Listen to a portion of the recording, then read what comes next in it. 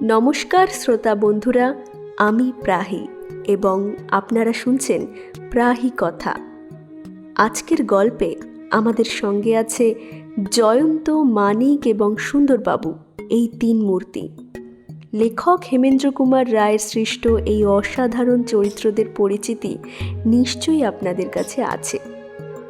আজ তারা করবেন কাচের কফিনের রহস্যভেদ।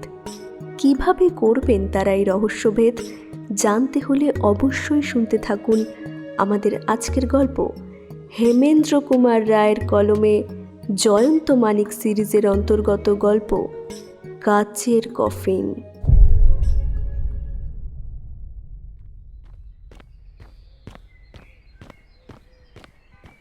আরে বলো না, আজকে আমাকে চা খেতে বলো না। এই কথা শুনি আজ মন্থরার মুখে? না, আজ আমি কিছুতেই চা খাবো না। একেবারে ধনুর্বঙ্গপন। সুন্দরবাবু একরকম প্রায় হন্তদন্ত হয়ে ঘরে ঢুকলেন। জয়ন্ত বলল, বেশ, চা না খান, খাবার খাবেন তো? খাবার? কি খাবার? টিকিয়া খাবার। ও তাই নাকি? তারপর আছে ভেন্ডালু। হংস মাংস? হ্যাঁ, বনবাসী হংস। খাবেন তো? হ্যাঁ। সুন্দরবাবু একটি সুদীর্ঘ নিঃশ্বাস ত্যাগ করলেন। তারপর মাথা নেড়ে করুণ স্বরে বললেন, আজ আমাকে হংস মাংস ধ্বংস করতে বলো না। হালে আর পানি পাচ্ছি না, আর হংস মাংস অরুচি। আর সুন্দরবাবু এইবারে বোধ হয় বড় মাংস হয়ে বৈরাগ্যব্রত গ্রহণ করবেন। মোটেই নয়। তবে গেরস্তের ছেলে হয়েও এ খাবো না ও খাবো না বলছেন কেন? আরে আজ আমার উদর দেশের বড়ই দুরবস্থা। তাই বলুন। তবে ওষুধ খান, আমি হোমিওপ্যাথি জানি। এক ডোজ মার্কসল ওষুধ দেবো নাকি? আরে রাখো তোমার হোমিওপ্যাথির কথা। আমি খাবার কি ওষুধ কোনোটাই খেতে আসিনি। আমি এসেছি জরুরি কাজে। অসুস্থ দেহ তবু কাজ থেকে ছুটি নেন, কি টনটনে কর্তব্য জ্ঞান আপনার। হ্যাঁ তাই। স্বর্গবাসী ঢেকিও ধান ভাঙে। পুলিশের আবার ছুটি কি? নতুন মামলা বুঝি? তাছাড়া আর কি? কিসের মামলা? বলা শক্ত। খুনের মামলা কি মানুষ চুরির মামলা ঠিক ধরতে পারছি না। সুন্দরবাবু ওই চেয়ারে বসুন, ব্যাপারটা খুললে বলুন তো। আর এটাকে আজব মামলাও বলা চলে। রহস্যময় হলেও অনেকটা অর্থহীন। নাটকের পাত্রপাত্রী হচ্ছেন তিনজন, একজন নারী আর দুজন পুরুষ। ওদের মধ্যে একজন পুরুষ হচ্ছেন আসামি, কিন্তু তিনজনেই অদৃশ্য হয়েছে। অদৃশ্য হবার কারণ? শোনো, বছর দেড়েক আগে সুরেন্দ্রমোহন চৌধুরী নামে এক ভদ্রলোক থানায় এসে অভিযোগ করেন তার পিতামহী সুশীলা সুন্দরী দেবীর কোনো সন্ধান পাওয়া যাচ্ছে না। সুশীলা দেবী বিধবা। তিনি তার স্বামীর বিপুল সম্পত্তির একমাত্র অধিকারিণী। তার বয়স এই ৭৫ বছর। স্বাস্থ্য ভঙ্গ হওয়ার দরুন ডাক্তার মনোহর মিত্রের চিকিৎসাধীন ছিলেন। সুশীলা দেবী হঠাৎ একদিন একখানা ট্যাক্সি ডাকিয়ে এনে মনোহর মিত্রের সঙ্গে বাড়ির বাইরে চলে যান। তারপর আর ফিরে আসেননি। খোঁজাখুঁজির পর প্রকাশ পায় অদৃশ্য হওয়ার দুদিন আগে এই সুশীলা দেবী ব্যাংক থেকে নগদ ১৫ লক্ষ টাকা তুলে আনিয়েছিলেন। সে টাকাও উধাও হয়েছে। ডাক্তার মনোহর মিত্র নামে এক ভদ্রলোকের খ্যাতি আমি শুনেছি।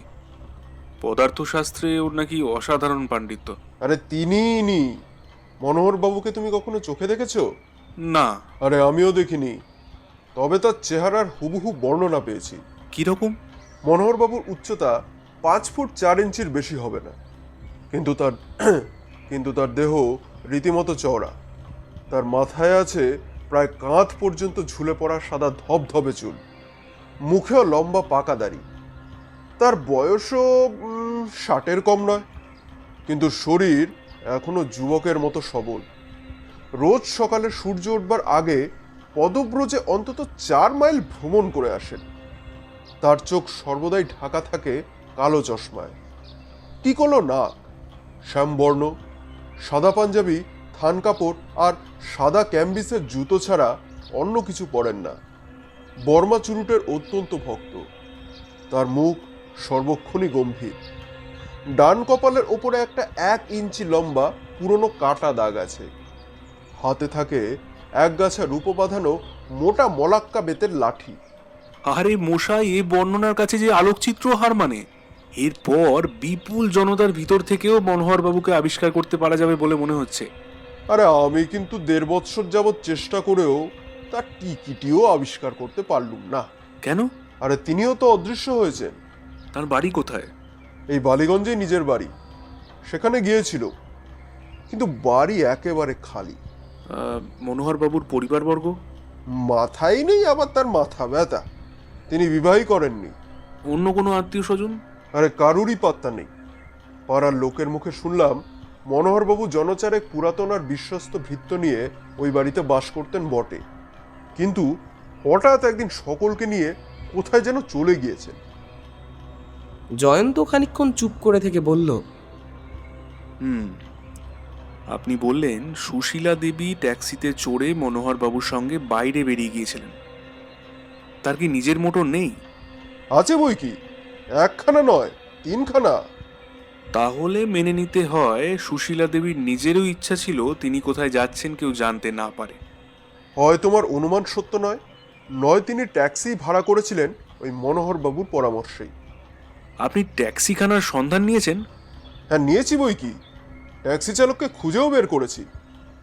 সে আরোহীদের হাওড়া স্টেশন পর্যন্ত নিয়ে গিয়েছে, আর কিছুই সে জানে না। তাহলে মনোহরবাবুর সঙ্গে সুশীলা দেবী বোধহয় কলকাতার বাইরে চলে গিয়েছেন। কিন্তু কলকাতার বাইরে কোথায়?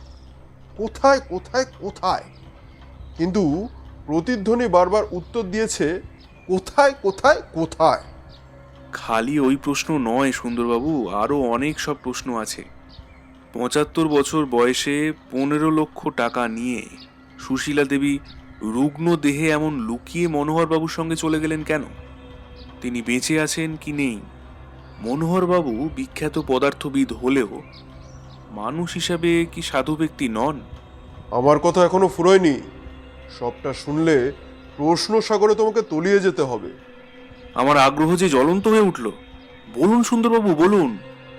যে মাসে সুশীলা দেবী অন্তর্হিতা হন, সেই মাসেই আরও একটা মানুষ নিরুদ্দেশ হওয়ার মামলা আমার হাতে আসে।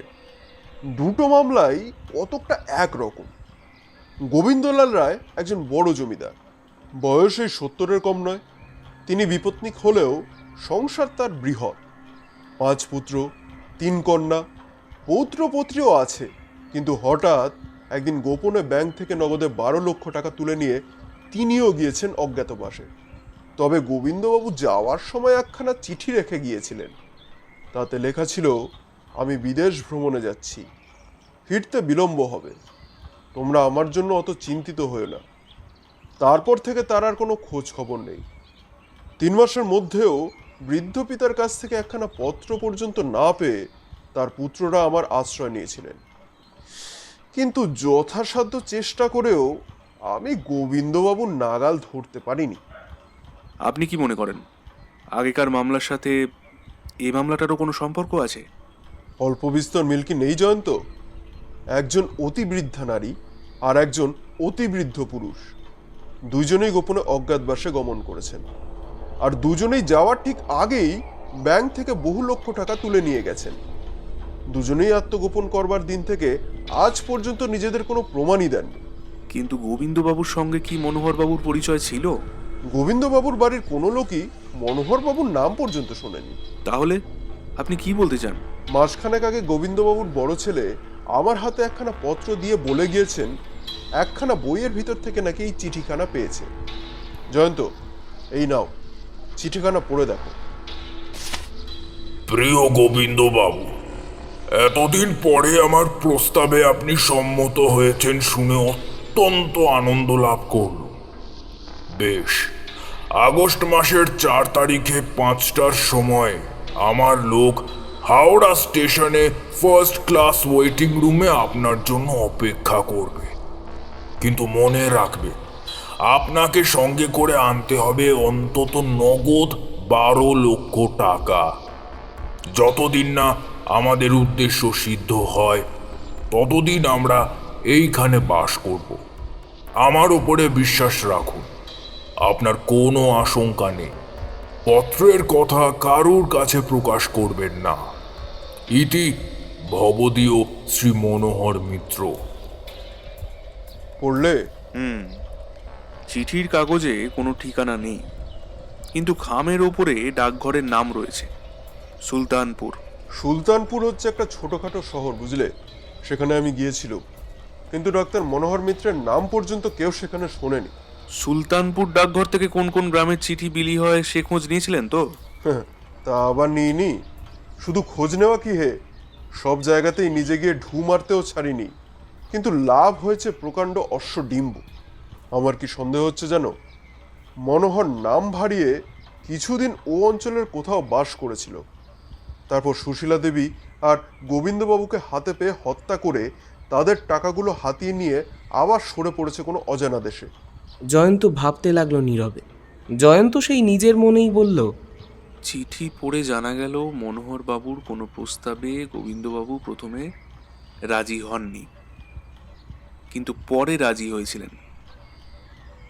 খুব সম্ভবত সেই প্রস্তাবটাই কার্যে পরিণত করার জন্য তিনি চেয়েছিলেন 12 লক্ষ টাকা।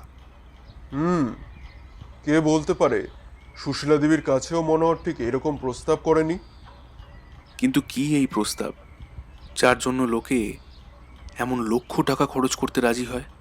কেবলই কি টাকা খরচ করতে রাজি হয়, ধাপ্পায় ভুলে সংসার, পুত্র, কন্যা, আত্মীয় ছেড়ে অজ্ঞাতবাসে যেতেও কুণ্ঠিত হয় না।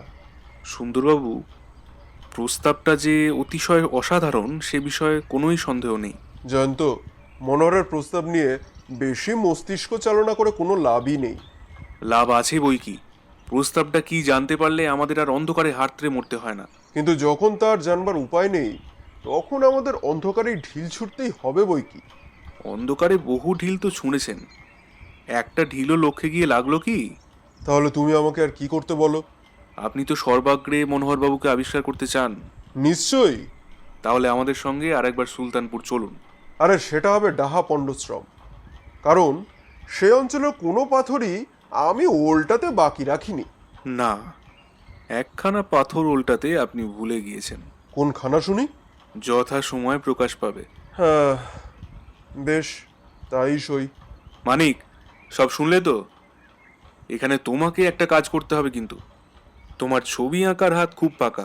তুমি ছাড়া আর কেউই এ কথা বলে না। মনোহরবাবুর আকৃতি প্রকৃতির বিশেষত্বগুলি আগে তুমি সুন্দরবাবুর কাছ থেকে ভালো করে আরেকবার শুনে নাও, তারপর এমন একটি মনুষ্যমূর্তি আঁকো যার মধ্যে থাকবে ওই বিশেষত্বগুলি। ওরকম ছবি এঁকে কি লাভ হবে? ওই ছবির সাহায্যে হয়তো আসামিকে শনাক্ত করা যাবে। আরে জয়ন্ত কি যে বকে তার ঠিক নেই। মনোহরকে আমিও দেখিনি, মানিকও দেখেনি। আমি খেয়েছি পরের মুখে ঝাল, সাত সকালে আমল খাস্তা। মানিক তো শিব গড়তে গিয়ে বানর করে বসবে। ছবি দেখে মনোহরকে তো চেনাই যাবে না। ফলেন ও পরিচয়তে সুন্দরবাবু, ফলেন ও পরিচয়তে, অর্থাৎ ফলের দ্বারা চেনা যায় বৃক্ষকে। আসল তাৎপর্য হচ্ছে আকৃতির দ্বারা মানুষকে না চিনলেও তার ব্যবহারের দ্বারা তাকে চেনা যায় অনায়াসেই। বহু অভিজ্ঞতার ফলেই এরকম এক একটি প্রবাদ বাক্য রচিত হয়, বুঝলেন মশাই? আরে তুমি তো কেবল নিজের মন গড়াই কথা বলছো, একটা প্রমাণও তো দিতে পারলে না। একটা কেন, অনেক প্রমাণই দিতে পারি। তাই নাকি? এদেশের কোনো গোয়েন্দা যে এমন বর্ণনা শুনে প্রতিকৃতি একে অপরাধী গ্রেপ্তার করেছে, আমি তো কখনো তা শুনিনি।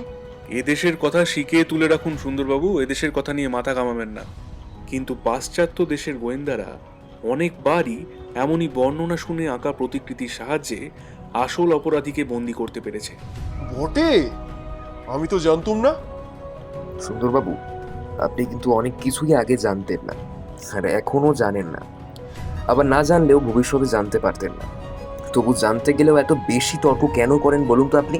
জানাজানি নিয়ে হানাহানি ছেড়ে দাও মানিক, এখন বর্ণনা শুনে মনোহরের চিত্র আঁকবার চেষ্টা করো। কালই আমরা সুলতানপুরে যাত্রা করব।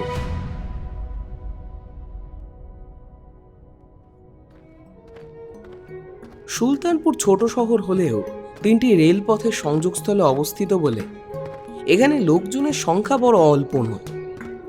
শহরের ভিতর দাঁড়িয়ে দেখা যায় সুলতানপুরের বাইরের চারিদিকে প্রকৃতি যেন নিজের ভাণ্ডার উজাড় করে ছড়িয়ে দিয়েছে অজস্র সৌন্দর্যের ঐশ্বর্য। মানিক বলল, জয়ন্ত, এমনি সব জায়গাতেই জন্মলাভ করে কবির কল্পনা। কিন্তু আমরা তো কবি নই। আমরা ঠিক তার উল্টো। আমরা এখানে কাল্পনিক মিথ্যার সঙ্গে কোনো মিতালি করতে আসিনি। আমরা এসেছি বাস্তব সত্যের সঙ্গে যুদ্ধ করতে। ফাঁক পেলে মানিক ছাড়ে না, বলল, সত্যের সঙ্গে যুদ্ধ করতে? সে কি সুন্দরবাবু, সত্য কি আপনার শত্রু? সুন্দরবাবুর মুখে ঘনিয়ে উঠেছিল অন্ধকার, কিন্তু জয়ন্ত তাড়াতাড়ি তার পক্ষ অবলম্বন করে বলল, না মানিক, সুন্দরবাবু বোধ করি বলতে চান উনি এসেছেন সত্যের শত্রুর সঙ্গে যুদ্ধ করতে। হ্যাঁ, জয়ন্ত ঠিক ধরেছে। আমি তো ওই কথাই বলতে চাই। পোস্ট অফিস যাবে নাকি? পরে বিবেচনা করব। আচ্ছা, কলকাতার বিখ্যাত চৌধুরী ব্যাংকের একটা শাখা আছে না এখানে? হ্যাঁ, সেটা এখানকার প্রধান ব্যাংক। একবার সেই ব্যাংকে যেতে চাই। কেন বলো দেখি? সেখানে গেলেই বুঝতে পারবেন।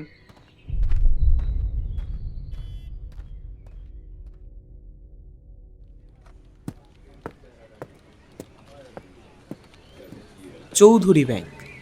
দোতলায় উঠে দেখা গেল একটি বিলাতি পোশাক পরা যুবক দাঁড়িয়ে দাঁড়িয়ে প্রবল হাওয়ায় দেশলাই জেলে সিগারেট ধরাবার চেষ্টা করছে, কিন্তু পারছে না। তাকে দেখেই মানিক বিস্মিত স্বরে বলে উঠল, এ কি করুণা! আরে মানিক নাকি এখানে যে? এই ব্যাংকের ম্যানেজারকে একটু দরকার। আগে আমি এখানকার ম্যানেজার। সে কি হে, কবে থেকে? ইনি হচ্ছেন সুন্দরবাবু, ব্যাক সাইডে পুলিশ কর্মচারী। আর ইনি হচ্ছেন আমার বন্ধু জয়ন্ত। আমার মুখে তো এর কথা নিশ্চয়ই তুমি অনেকবার শুনেছ। হ্যাঁ জয়ন্ত, আর ইনি হচ্ছেন আমার বাল্যবন্ধু করুণা ভট্টাচার্য। আমার মামার বাড়ির পাশেই এদের বাড়ি। আপনাদের মতো মহাবিখ্যাতরা এই ধ্যার ধ্যারে গোবিন্দপুরে কেন? আচ্ছা আচ্ছা, সে কথা না হয় পরে হবে। আগে আসুন, আমার ঘরে এসে বসুন, আসুন। পাশেই ম্যানেজারের ঘর। প্রত্যেকে নিজের নিজের চেয়ারে বসার পর নিজেও টেবিলের সামনে গিয়ে একটা চেয়ারে বসলো করুণা। আচ্ছা, এবার বলুন আমি আপনাদের জন্য কি করতে পারি? সুলতানপুর ডাকঘরের এলাকার মধ্যে সবচেয়ে ধনী বাঙালি এমন কে আছেন যিনি আপনাদের মক্কেল? বিচিত্র প্রশ্ন। সুলতানপুর ডাকঘরের এলাকায় কিছু কিছু বাঙালি আছেন বটে, কিন্তু তাদের মধ্যে একজন ছাড়া আর সকলেই সম্পন্ন গৃহস্থ বা মধ্যবিত্ত শ্রেণীর লোক। সেই একজন কি খুব ধনী? আগে হ্যাঁ, তাকে ধনকুবের বলাও চলে হয়তো। তিনি কি আপনাদের মক্কেল? আমাদের একজন প্রধান মক্কেল। তিনি কোথায় থাকেন? এখান থেকে 3 মাইল দূরে আছে বেগমপুরা নামে একটা জায়গা। সেখান থেকেও মাইল 2 তফাতে দস্তুর মতো গহন বনের ভেতরে তার বাংলোর ধরনে তৈরি মস্ত একটা বাড়ি। অত বড় ধনী এমন নির্জন জায়গায় থাকেন কেন? শুনেছি তিনি নাকি ভারী খেয়ালি লোক। তার নাম কি ডাক্তার মনোহর মিত্র? আগে না, তার নাম সিদ্ধেশ্বর সেন। জয়ন্ত চুপ করেই রইল গম্ভীর মুখে। সুন্দরবাবু মুরব্বি আনা চালে ঘাড় নাড়তে নাড়তে গলা ভরা হাসি হেসে বললেন, তুমি আমায় টেক্কা মারবে বলে এখানে এসেছো, কিন্তু দেখেছো তো ভায়া, আমি কোনো পাথর উল্টাতেই আর বাকি রাখিনি। জয়ন্ত নিরুত্তর মুখে পকেট থেকে মানিকের আঁকা সেই ছবিখানা বার করে ধীরে ধীরে বললেন, করুণাবাবু, এই ছবির মানুষটিকে কোনোদিন কি আপনি সচক্ষে দর্শন করেছেন? করুণা ছবির ওপর ঝুঁকে পড়ল এবং তারপরেই বিনা দ্বিধায় বলে উঠল, এই ছবির সঙ্গে সিদ্ধেশ্বরের মুখ ঠিক ঠিক মিলছে না বটে, তবে এখানে যে সিদ্ধেশ্বরবাবুর প্রতিকৃতি সে বিষয়ে একটুও সন্দেহ নেই। জয়ন্ত অপাসঙ্গে সুন্দরবাবুর মুখের দিকে তাকিয়ে দেখল এবং সঙ্গে সঙ্গে ঘাড় হেঁট করে ফেললেন সুন্দরবাবু। করুণাবাবু, আপনাদের এই সিদ্ধেশ্বর বাবুর কথা আরও কিছু বলতে পারেন? একে আপনি মানিকের প্রাণের বন্ধু, তার উপরে আপনার মতো লোকের সঙ্গে বাক্যালাপ করার সুযোগ পাওয়া তো পরম সৌভাগ্য। বলুন না, আপনি আপনি কি জানতে চান? সিদ্ধেশ্বরবাবু কবে কত দফায় আপনাদের ব্যাংকে কত টাকা জমা রেখেছেন? করুণা অল্পক্ষণ স্তব্ধ হয়েই রইল। তারপর মৃদু স্বরে ধীরে ধীরে বলল, দেখুন, এরকম প্রশ্নের জবাব দেওয়া আমাদের পক্ষে উচিত নয়, কারণ সিদ্ধেশ্বরবাবু হচ্ছেন আমাদের একজন প্রধান মক্কেল। কিন্তু আপনাদের কথা স্বতন্ত্র। বিশেষত সুন্দরবাবু হচ্ছেন একজন বিশিষ্ট রাজকর্মচারী। এক্ষেত্রে আমরা আদেশ পালন করতে বাধ্য। আপাতত আমার স্মৃতি থেকেই আপনাদের প্রশ্নের জবাব দেওয়ার চেষ্টা করছি। দরকার হলে পরে খাতাপত্র দেখে সঠিক তার টাকার পরিমাণ আপনাকে জানাতে পারি। শুনুন, দেখুন, সিদ্ধেশ্বরবাবু তার বাংলো বাড়ি তৈরি হওয়ার পর এই অঞ্চলে প্রথম আসেন প্রায় 2 বছর আগে। সেই সময় আমাদের ব্যাংকে জমা রাখেন প্রায় 6 লক্ষ টাকা। দ্বিতীয়বারে প্রায় প্রায় বছর দেড়েক আগে তিনি তিনি এই ব্যাংকে 15 লক্ষ টাকা জমা দেন। আর তৃতীয়বারে সেও বোধ হয় 1.5 বছরের কাছাকাছি। সিদ্ধেশ্বরবাবুর কাছ থেকে আমরা আবার 12 লক্ষ টাকা পাই, অর্থাৎ মোট 33 লক্ষ টাকা। সুন্দরবাবু মৃদু স্বরে জয়ন্তর কানে কানে বললেন, কিন্তু প্রথম দফায় 6 লক্ষ টাকা কোথা থেকে এলো? জোর করে কিছু বলতে চাই না, খুব সম্ভবত এটা হচ্ছে সিদ্ধেশ্বরবাবুর নিজের টাকা। আচ্ছা করুণা, বছর দেড়েক আগে কি কোনো প্রাচীন মহিলা কি সিদ্ধেশ্বরবাবুর অতিথি হয়েছিলেন? দেখো মানিক, বছর দেড়েক আগেকার কথা আমি ঠিকঠাক জানি না। তবে এ কথা শুনেছি বটে, বছর দেড়েক আগে সিদ্ধেশ্বরবাবু একটি অতি বৃদ্ধাকে নিয়ে সুলতানপুর স্টেশনে এসে নেমেছিলেন। তার কিছুদিন পরেই একটি বৃদ্ধ ভদ্রলোক এখানে এসেছিলেন। এও আমার শোনা কথা মানিক। শুনেছি সে ভদ্রলোকও গিয়েছিলেন সিদ্ধেশ্বরবাবুর বাড়িতে, কিন্তু থামলে কেন? কিন্তু কি? ভাই মানিক, সিদ্ধেশ্বরবাবুর সম্বন্ধে অনেক কানাঘুষোই শুনতে পাই, কিন্তু শোনা কথা পরের কাছে প্রকাশ করতে ভয় হয় জানো। করুণা, আমি কিন্তু তোমার পর নই, তাই কোনো ভয়ও নেই। তোমার শোনা কথাই প্রকাশ করো। শুনেছি সিদ্ধেশ্বরবাবুর বাংলোয় একটি বৃদ্ধা নারী আর একটি বৃদ্ধ পুরুষ প্রবেশ করেছিলেন বটে, কিন্তু আজ পর্যন্ত কেউ তাদের প্রস্থান করতে দেখেনি। কেবল তাই নয়, তারা যে এখনোই বাংলোর ভিতরে আছেন এমন কোনো প্রমাণও নেই। এ যে অসম্ভব কথা। তুমি আমার বাল্য বন্ধু, তুমি জিজ্ঞাসা করছো বলেই বলছি। দেখো সিদ্ধেশ্বরবাবুর ওই রহস্যময় বাংলো সম্বন্ধে আরও যেসব কানাঘুষো শুনতে পাই তা মোটেই বিশ্বাসযোগ্য নয়। তোমার কথার অর্থটা ঠিক ঠিক বুঝলাম না। লোকে বলে ও বাংলো নাকি হুতুড়ে। কেন? ওখানে নাকি কাঁচের দুটো কফিনের মধ্যে, কাঁচের কফিন? হ্যাঁ হ্যাঁ, ওখানে নাকি কাঁচের দুটো কফিনের মধ্যে আছে একটি পুরুষ আর একটি নারীর মৃতদেহ। ঠিক সেই সময় ঘরের ভিতর ঢুকল একজন ভৃত্য। সে বলল, সিদ্ধেশ্বরবাবু দেখা করতে এসেছেন। চমকে উঠে সকলে একে অপরের দিকে চাওয়াচাই করতে লাগল। করুণা বলল, বেশ, তাকে নিয়ে এসো। মিনিট দুয়েক পরেই ঘরের দরজার কাছে সিদ্ধেশ্বরবাবু এসে হাজির হলেন। মানিকের আঁকা ছবির প্রায় 12 আনাই মিলে যায় তার চেহারার সঙ্গে। ব্যস্তভাবে সকলের মুখের ওপর একবার বিদ্যুৎ বেগে চোখ বুলিয়ে নিয়ে তিনি বললেন, করুণা বাবু, আপনার ঘরে আজ অনেক অতিথি দেখছি। আমি জানতুম না, মাফ করবেন, আরেকদিন আসবো। সুন্দরবাবু তার দোদুল্যমান ভুঁড়িকে রীতিমতো কাহিল করে তড়াক করে এক সুদীর্ঘ লাফ মেরে চিৎকার করে বললেন, পাকড়াও পাকড়াও, মনোহর মিত্র লম্বা দিচ্ছেন, ওকে গ্রেপ্তার করো, ওকে গুলি করে মারো। জয়ন্ত হাত বাড়িয়ে সুন্দরবাবুর কাঁধ চেপে ধরে গম্ভীর কণ্ঠে বলল, শান্ত হন সুন্দরবাবু, শান্ত হন। লম্ফঝম্প আর চিৎকার করে ভাঁড়ামি করবেন না। আসুন দেখা যাক মনোহরবাবু এরপরে কি করেন। তারপর ব্যাংকের বারান্দায় গিয়ে দেখা গেল রাস্তায় মনোহরবাবু তার মোটর বাইক চালিয়ে দিয়েছেন সবেগে। সুন্দরবাবু বললেন, এখন আর কি করব? নিচে নেমে গিয়ে মোটরে ছেড়ে মনোহরের পশ্চাৎ ধাবন করতে পারি বটে, কিন্তু ততক্ষণে তো আসামি আমাদের নাগালের বাইরে অদৃশ্য হয়ে যাবে। করুণার দিকে ফিরে জয়ন্ত বলল, আপনি তো মনোহরবাবুর বাংলোয় যাবার রাস্তা জানেন? জানি। তাহলে কাল বিলম্ব না করে আমাদের সঙ্গে আসুন। মনোহরবাবু তো বাংলোখানা আর কফিন দুটো কাঁধে করে সঙ্গে নিয়ে যেতে পারবেন না। আগে দেখা যাক তার বিরুদ্ধে কি কি প্রমাণ আছে, তারপর তাকে পুনরাবিষ্কার করতে আমার বেশিক্ষণ লাগবে না।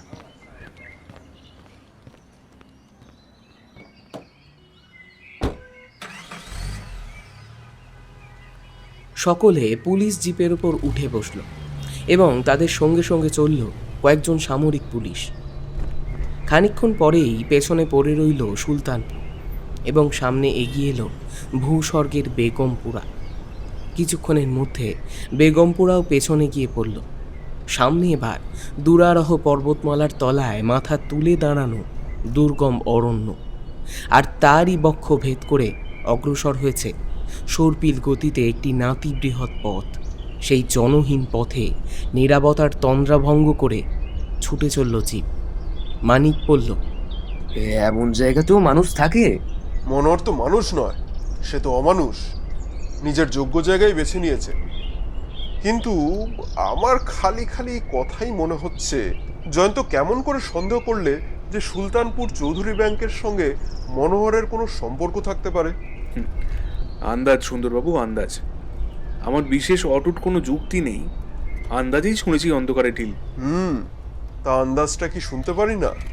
গোড়া থেকেই আমার দৃঢ় ধারণা ছিল মনোহরবাবু বাসা বেঁধেছেন সুলতানপুর ডাকঘরের এলাকার মধ্যেই। এতে ধরে নিলুম যথাক্রমে 15 লক্ষ আর 12 লক্ষ টাকা নিয়ে সুশীলা আর গোবিন্দবাবু তাঁরই কাছে গিয়ে হয়েছেন নিরুদ্দেশ। 27 লক্ষ টাকা হস্তগত করে নিশ্চয়ই তিনি নির্বোধের মতো বাড়ির ভিতরে রেখে দেবেন না। বাড়িতে চোর ডাকাতের ভয়, ওদিকে ব্যাংকে রাখলে টাকা সুদে বাড়ে। তারপর ও টাকার কথা না হয় ছেড়েই দিলুম। মনোহরবাবুর চিঠির একটা জায়গা স্মরণ করুন। গোবিন্দবাবুকে তিনি লিখেছিলেন, যতদিন না আমাদের উদ্দেশ্য সিদ্ধ হয় ততদিন আমরা এখানেই বাস করব। কিন্তু মানুষের খাওয়া পড়ার জন্য দরকার হয় টাকার। টাকা আগাছার মতন আপনা আপনি মাটি খুঁড়ে তো গজিয়ে ওঠে না। নিজের ভরণ পোষণের জন্য মনোহরবাবু নিশ্চয়ই কিছু টাকা ব্যাংকে গচ্ছিত রাখবেন। সুতরাং কোনো না কোনো দিক দিয়ে তার সঙ্গে যে ব্যাংকের সম্পর্ক আছে, এটা আমি আগে থাকতেই আন্দাজ করতে পেরেছিলাম। অবশ্য আন্দাজ মাত্র, অসম্ভব নয়। দেখা যাক। বারে আন্দাজ, বলিহারি। ওই যে সিদ্ধেশ্বর অর্থাৎ মনোহর বাবুর বাংলো দেখা যাচ্ছে। মনোহরহীন মনোহরের বাংলোর ভিতরে আছে চারিদিকে জনজঙ্গল আর ঝোপঝাপ। ওপর থেকে মাথার ওপরে ঝপ খাবে বলে কুমড়ি খেয়ে আছে প্রকাণ্ড কালো এক পাহাড়। এ যেন হানাবাড়ি, গা তো ছমছম করে ওঠে। মনোহরটা বোধ হয় এখানে বসে সব সাধনা করত। সে মন্ত্র পড়ে দিলে মরা দুটো বোধহয় আবার জ্যান্ত হয়ে উঠত। এত কাঠখড় পুড়িয়ে তান্ত্রিক খুনিটাকে ধরতে পারলুম না। ওহ, আমার এ আফসোস রাখবার ঠাঁই নেই। কপাল। গাড়িটা ফণিমনসার বেড়া দিয়ে ঘেরা একখানা সুদীর্ঘ একতলা বাড়ির সামনেকার খোলা জমির উপর গিয়ে দাঁড়াল।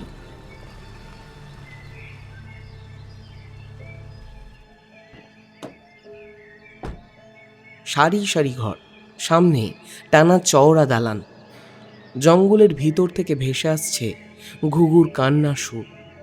তাছাড়া আর কোথাও জনপ্রাণীর সারা শব্দ নেই। এ যেন এক অপরিসীম বিজনতার রাজ্য। স্তব্ধতার মধ্যে প্রাণ হাঁপিয়ে ওঠে সত্যি সত্যি। স্বভাবত উচ্চকণ্ঠ সুন্দরবাবুও এখানে চেঁচিয়ে কথা বলতে পারলেন না। এখানে চিৎকার করাও যেন নিয়ম বিরুদ্ধ। চুপি চুপি বললেন, মনোহরের লোকজনরাও কি আমাদের গাড়ির সারাতে চম্পট দিয়েছে নাকি? অসম্ভব নয়, দেখা যাক। এই বলে জয়ন্ত অগ্রসর হয়ে দালানে গিয়ে উঠল। তার পিছনে পিছনে চলে এলো বাকি সকলে। নিজেদেরই পায়ের শব্দে তারা নিজেরাই চমকে উঠতে লাগলো। দালানের ওপর দাঁড়িয়ে একবার এদিক ওদিক তাকিয়ে দেখল জয়ন্ত। তারপর সামনের একটা ঘরের দিকে সোজা এগিয়ে গেল এবং সঙ্গে সঙ্গে সুগম্ভীর কণ্ঠ শোনা গেল, ওদিকে নয়, এদিকে আসুন। আপনার বাঁ দিকের শেষ ঘর। সকলে চমকে উঠে ফিরে দাঁড়ালো বিদ্যুতের মতো। সুন্দরবাবু এতক্ষণ দেখতে পাননি বাঁ দিকের শেষের ঘরের পর্দা দেওয়া দরজার দুই পাশে দাঁড় করানো রয়েছে দুটো সর্বাঙ্গ সম্পূর্ণ নরকঙ্কাল।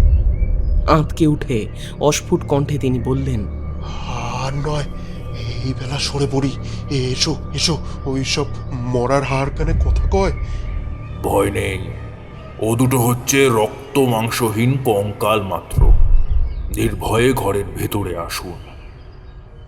আকস্মিক কণ্ঠস্বর শুনে জয়ন্ত কেবল বিস্মিত হয়েছিল। ঘরের ভিতর থেকে আবার সেই কণ্ঠস্বরে শোনা গেল, পর্দা ঠেলে প্রবেশ করুন। দুই হাতে দুই দিকে পর্দা সরিয়ে জয়ন্ত ঘরের ভিতর গিয়ে দাঁড়ালো। সামনেই একটা ইজি চেয়ারের ওপর অর্ধ শয়ান অবস্থায় স্বয়ং ডাক্তার মনোহর মিত্র। এই দৃশ্য একেবারেই অপ্রত্যাশিত। হতবম্ব হয়ে গেল জয়ন্ত পর্যন্ত।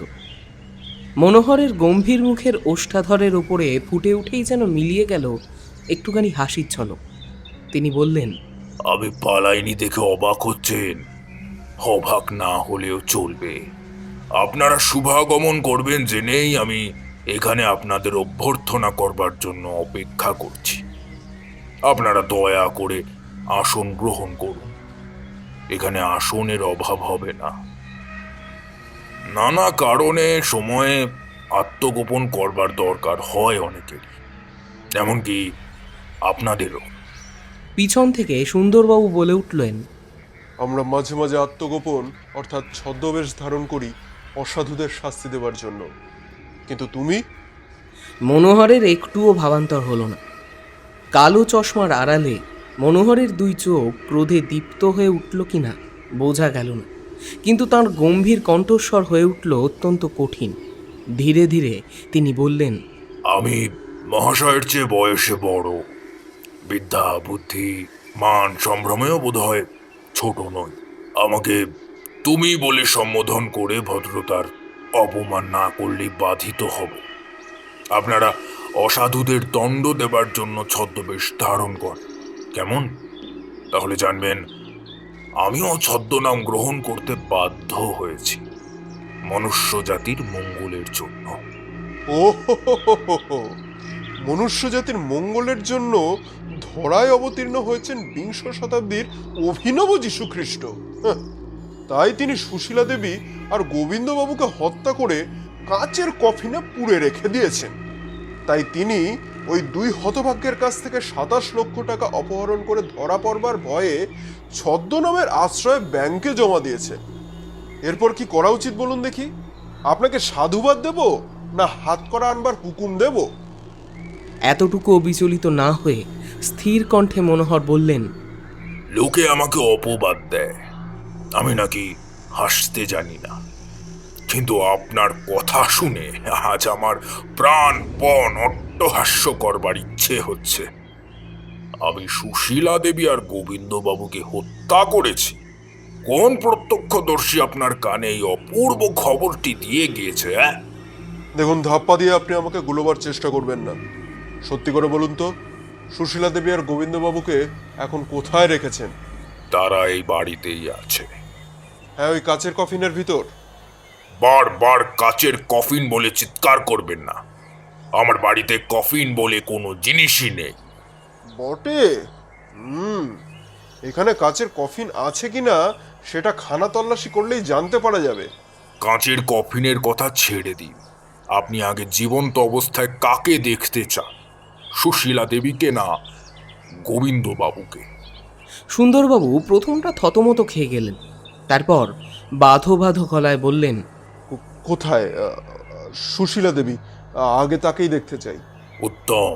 বলেই মনোহর গলা চড়িয়ে ডাকলেন, সুশীলা, সুশীলা।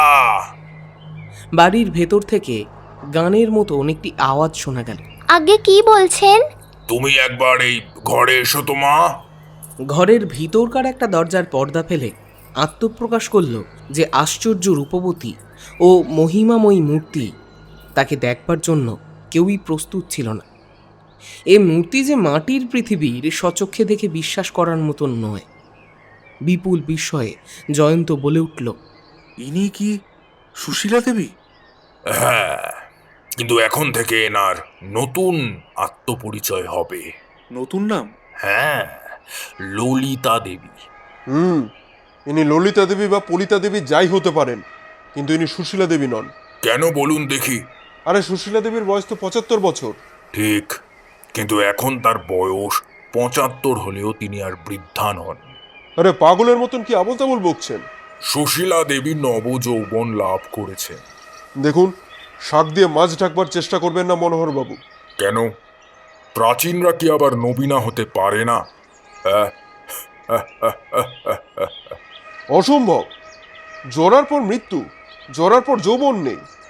বিজ্ঞানের মহিমায় সবই সম্ভবপর হয়। আমি ভবিষ্যৎবাণী করছি, বিজ্ঞান একদিন মানুষকে অমর করবে। আপনার ওই নির্বোধের স্বর্গে আমাদেরকে টেনে নিয়ে যাওয়ার চেষ্টা করবেন না। হয় কাজের কথা বলুন, নয়তো নয়তো নয়তো থানায় চলুন।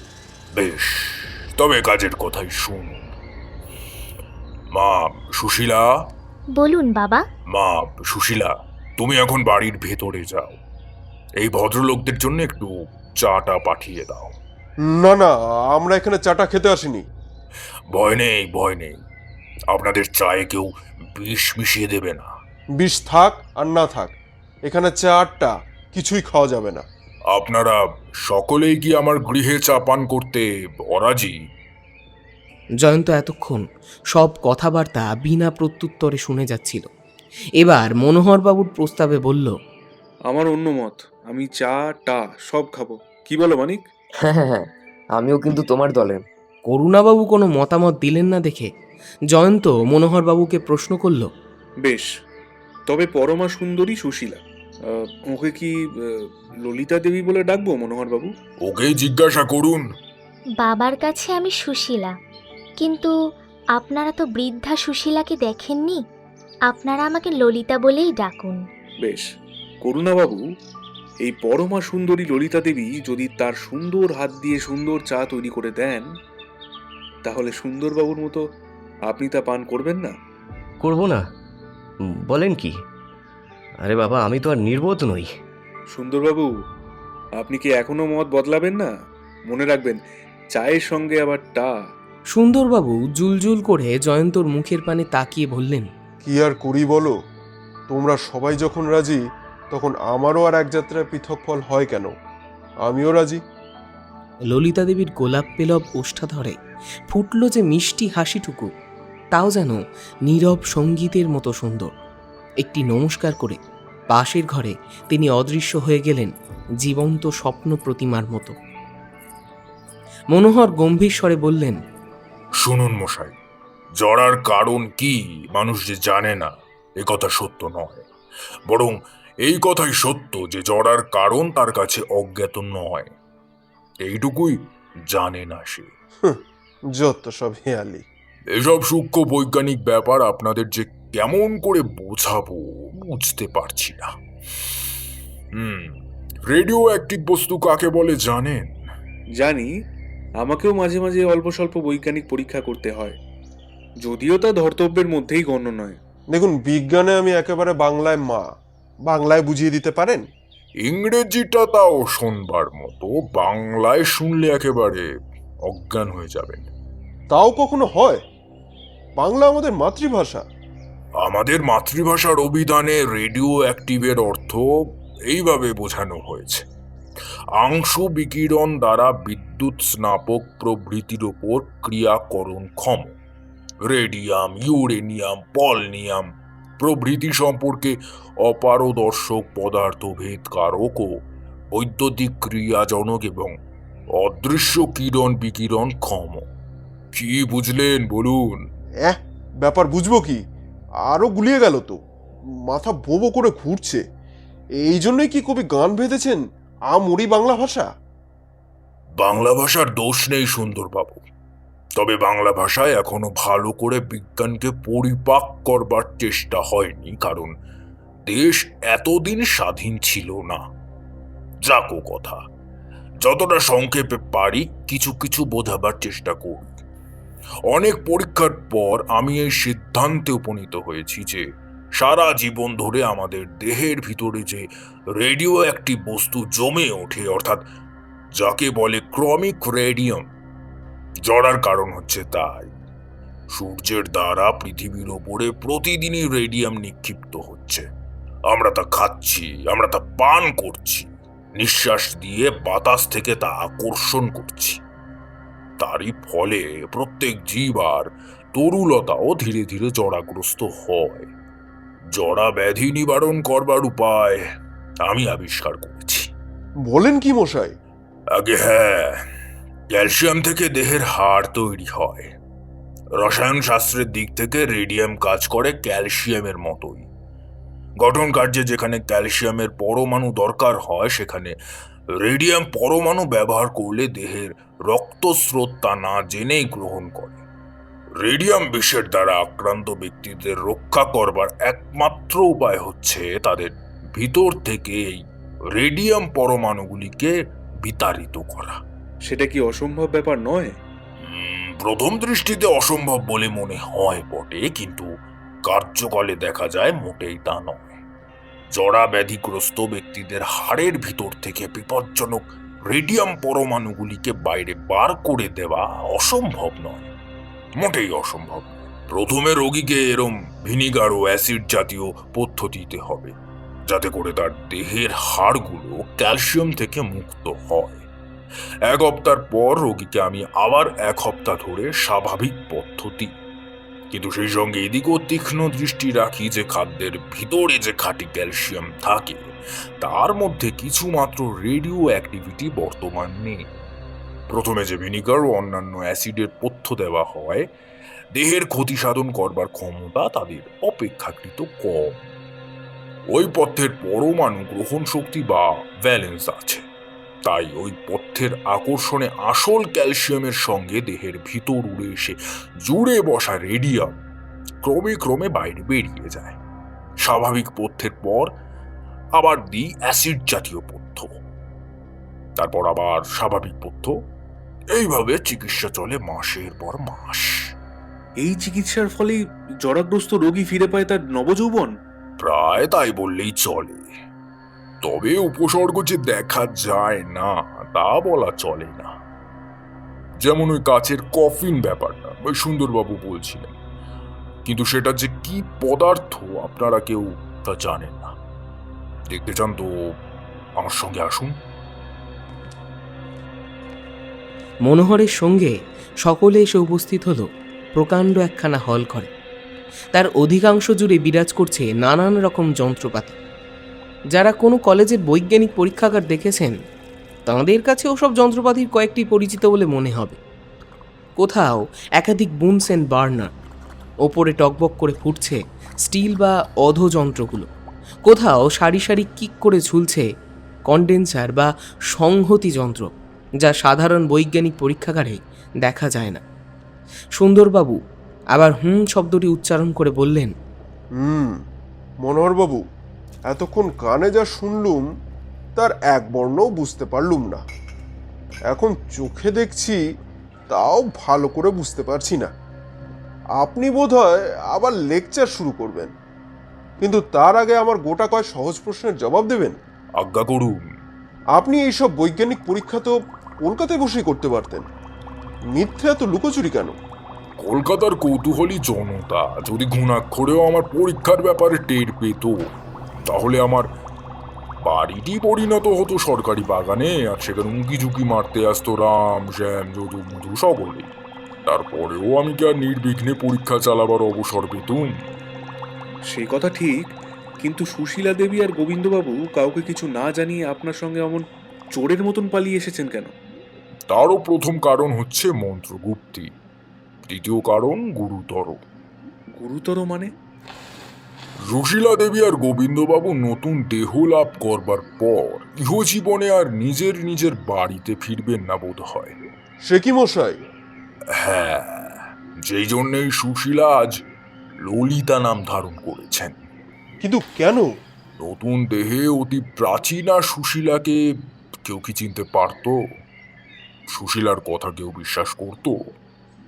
তাকে নিয়ে আরো নানা রকম গন্ডগোল, এমনকি মামলা মোকদ্দমা হওয়ারও সম্ভাবনা ছিল, তাই নাকি? তা তো ছিলই, হ্যাঁ। আরো কত দিক দিয়ে সুশীলার জীবন হয়ে উঠত ভয়াবহ। সেই জন্য স্থির করেছিল আমার পরীক্ষা সফল হলে নতুন দেহে, নতুন নামে, নতুন ভাবে জীবনযাপন করবে। গোবিন্দবাবুর সম্বন্ধেও ওই একই কথা। সুশীলা দেবী আর গোবিন্দবাবু অত টাকা সঙ্গে নিয়ে এসেছেন কেন? আর সেসব টাকা আপনার নামে বা জমা আছে কেন? নতুন দেশে, নতুন নামে, নতুন নতুন ভাবে জীবন শুরু করতে হলে প্রথমেই দরকার টাকা। সে টাকা আসবে কোথা থেকে? নিজের ভবিষ্যৎ সম্বন্ধে নিশ্চিত হবার জন্য সুশীলা দেবী আর গোবিন্দবাবু উচিত মতো টাকা সঙ্গে করে এখানে এসেছে।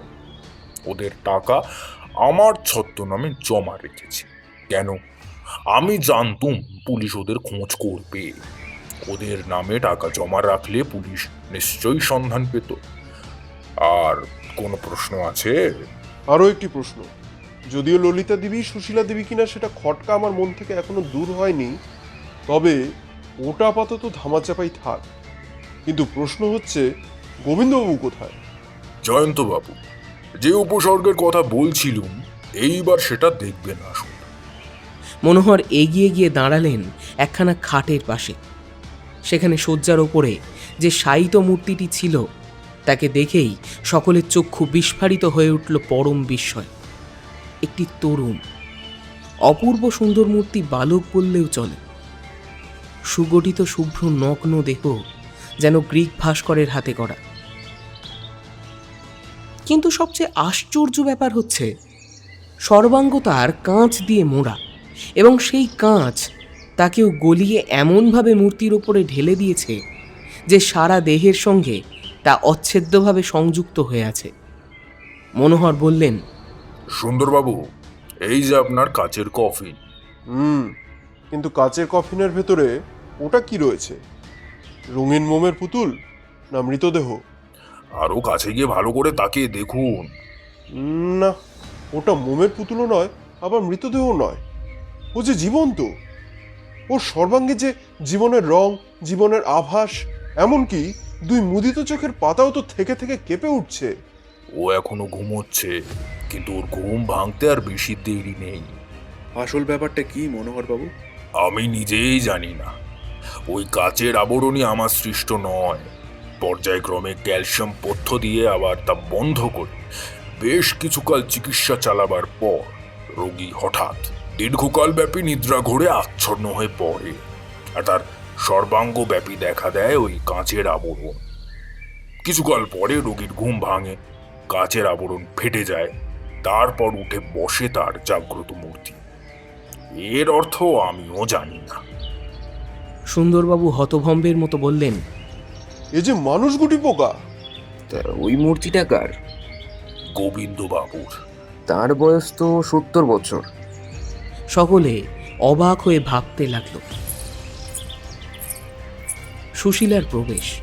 সেই সুমধুর কণ্ঠে সে বলল, বাবা, ও ঘরে খাবার দেওয়া হয়েছে। মনোহর এতক্ষণ পরে একটু হেসে বললেন, চলুন, এই বিজন বনে আপনারা খাবারের মধ্যে কোনো বিশেষত্ব পাবেন না। বাড়িতে যা ছিল তাই দিতে পেরেছি। স্যান্ডউইচ, শিক কাবাব, রুটি, মাখন, চা আর মিষ্টান্ন। ললিতা দেবী, চায়ের বৈঠক যে ভুড়ি ভোজনের আসরে পরিণত হলো। সেই বিজন বনে শিক-কাবাব বানালেন কি দিয়ে? বাঘের মাংস দিয়ে নয় বোধ হয়। খেলেই বুঝতে পারবেন। আসুন সুন্দরবাবু। ভয়া, আজ যা দেখলুম আর শুনলুম, আমার পিলে অত্যন্ত চমকে গিয়েছে। খাওয়ার চিন্তা মোটেই যাচ্ছে না। জয়ন্ত সহাস্যে বলল, আপনার পিলে নির্বোধ নয় যে একখানা স্যান্ডউইচ উদরসাৎ করলেই আবার শান্ত হয়ে পড়বে। আপনার ধার জানতে আমার বাকি নেই। চলুন চলুন, মধুর এনো সমাপয়েত করে আসি।